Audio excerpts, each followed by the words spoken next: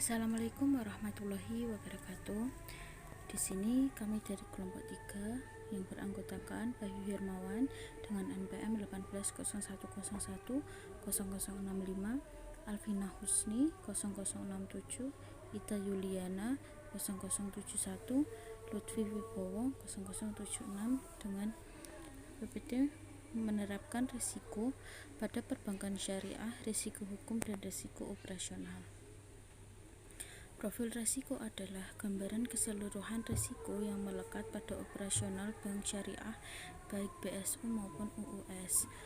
Dalam menilai risiko hukum, parameter atau indikator yang dapat digunakan adalah ada 3. Yang pertama, faktor litigasi.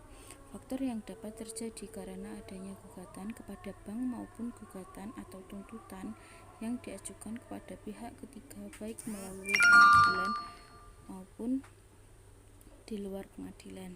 Gugatan atau tuntutan tersebut pada dasarnya dapat menimbulkan biaya yang dapat merugikan kondisi bank. Yang kedua, faktor kelemahan perikatan. Kelemahan perikatan yang dilakukan bank merupakan sumber terjadinya permasalahan atau sengketa di kemudian hari yang dapat menimbulkan potensi resiko hukum bagi bank. Yang ketiga, faktor ketiadaan perundangan. Ketiadaan atau perubahan peraturan perundang-undangan terutama atas produk yang dimiliki bank atau transaksi yang dilakukan bank akan mengakibatkan produk tersebut menjadi sengketa di kemudian hari sehingga berpotensi menimbulkan risiko hukum. Kemudian ada penerapan manajemen risiko hukum. Penerapan manajemen risiko khususnya risiko hukum bagi bank syariah harus dilaksanakan dengan mencakup hal-hal berikut.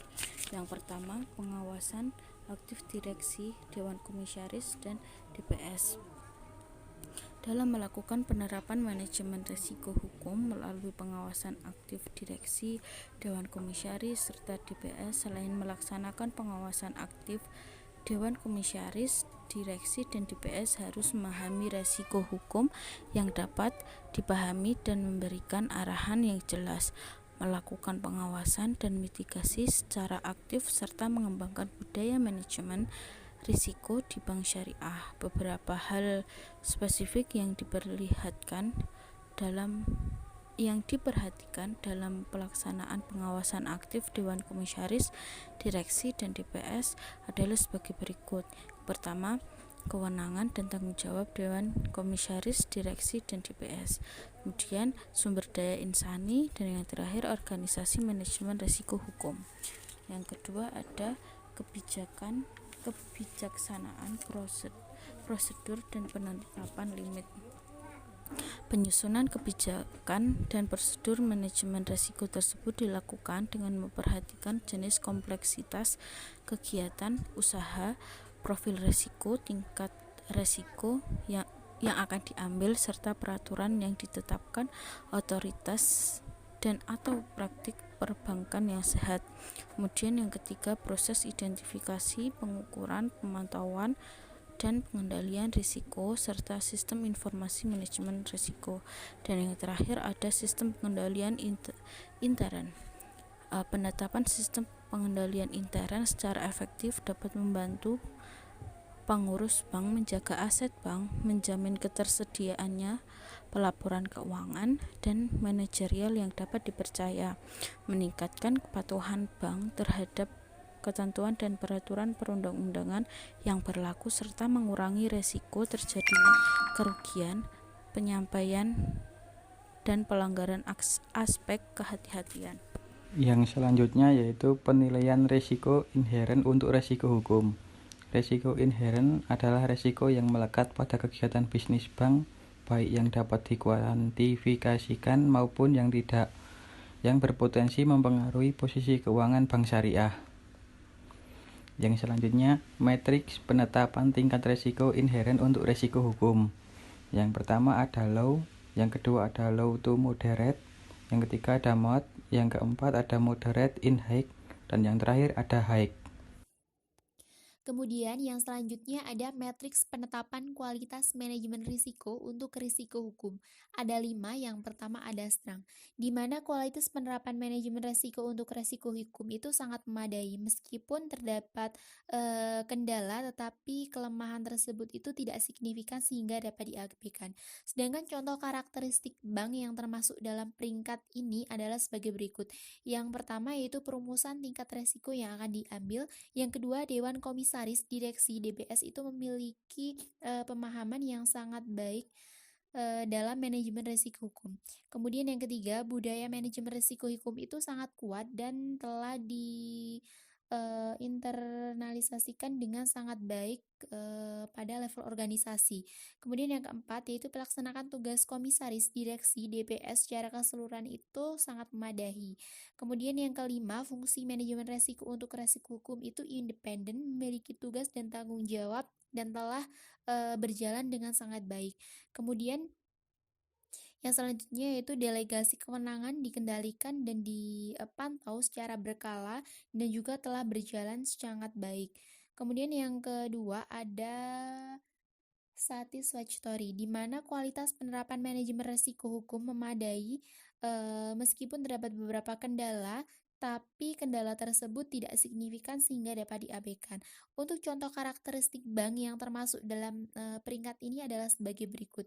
Yang pertama yaitu perumusan tingkat resiko yang akan diambil dan toleransi resiko itu telah sejalan dengan sasaran strategis dan juga strategi bisnis bank secara keseluruhan. Kemudian yang kedua, Dewan Komisaris dan Direksi dan DBS itu memiliki pemahaman yang baik mengenai resiko hukum. Yang ketiga, budaya manajemen resiko hukum kuat dan telah dilakukan dengan baik pada keseluruhan level organisasi. Kemudian yang keempat, pelaksanaan tugas komisaris direksi DBS secara umum memantui dan juga memadai terhadap berbagai kewenangan dan juga telah signifikan dan juga dapat diperbaiki secara segera.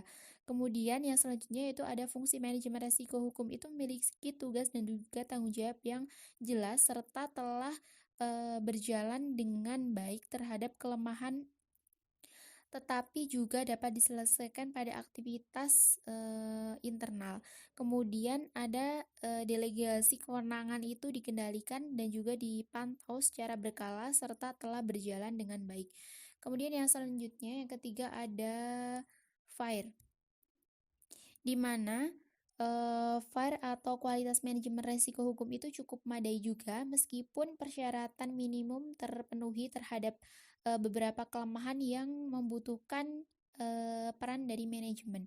Untuk contoh dari karakteristik bank yang termasuk dalam peringkat ini adalah sebagai berikut. Yang pertama yaitu perumusan tingkat yang membutuhkan perhatian manajemen dan juga Dewan Direksi Komisaris DPS itu memiliki pemahaman yang baik mengenai resiko hukum. Budaya manajemen resiko hukum itu juga cukup kuat dan juga pelaksanaan tugas dari komisaris direksi DPS secara umum itu juga cukup memadai.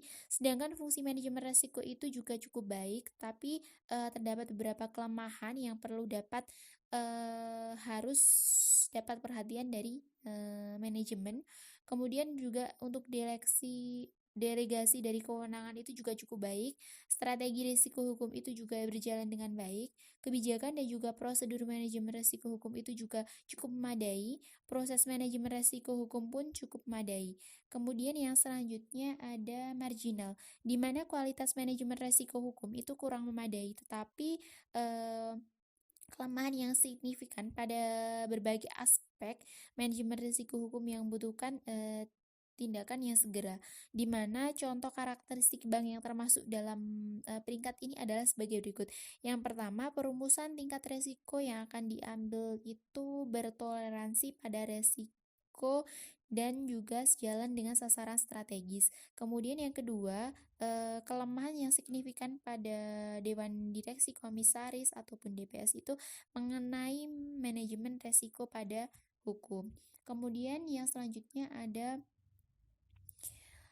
unsatisfactory, di mana unsatisfactory Fight Story itu adalah kualitas manajemen resiko hukum secara cukup memadai meskipun persyaratan minimum itu terpenuhi. Di mana contoh dari karakteristik bank yang termasuk dalam peringkat ini adalah sebagai berikut. Yang pertama yaitu perumusan tingkat resiko yang akan diambil itu cukup memadai. Juga Dewan Komisaris Direksi DPS memiliki pemahaman yang baik. Kemudian budaya dari risiko hukum itu juga cukup baik. Pelaksanaan tugas komisaris direksi DPS itu juga umumnya cukup memadai. Fungsi manajemen risiko hukum cukup baik, strategi risiko hukum itu juga cukup sejalan, kebijakan dan prosedur manajemen risiko hukum itu juga cukup memadai, proses manajemen risiko hukum itu juga cukup memadai, sistem informasi manajemen atau SIM risiko hukum memenuhi ekspektasi, dan juga pelaksanaan dari kaji ulang itu juga cukup memadai. Kemudian yang selanjutnya ada resiko operasional, di mana resiko operasional itu adalah resiko dari kerugian atau ketidakcukupan dan kegagalan dari proses internal, manusia, sistem yang gagal, atau dari peristiwa internal. Sedangkan tujuan dari manajemen risiko operasional itu untuk meminimalkan kemungkinan dampak negatif dari tidak berfungsinya proses internal, kesalahan manusia, kegagalan sistem, dan juga kejadian-kejadian. Selanjutnya adalah proses identifikasi resiko. Identifikasi resiko operasional ada 3, yaitu identifikasi dimulai dari memahami bagaimana proses bisnis dilakukan berdasarkan proses pemetaan proses operasional utama dari bisnis tersebut atau mapping proses. Nah, selanjutnya adalah dilakukan identifikasi terhadap faktor penyebab timbulnya resiko yang melekat pada setiap aktivitas fungsional, produk, proses, dan sistem informasi yang berdampak negatif terhadap pencapaian organisasi bank.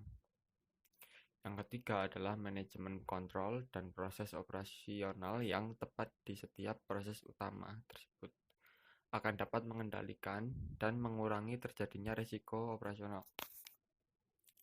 Lalu dari identifikasi tersebut dapat digunakan sebagai memperbaiki kualitas produk kerja, proses kerja, mengurangi kerugian karena kegagalan proses, mengubah budaya kerja peduli risiko.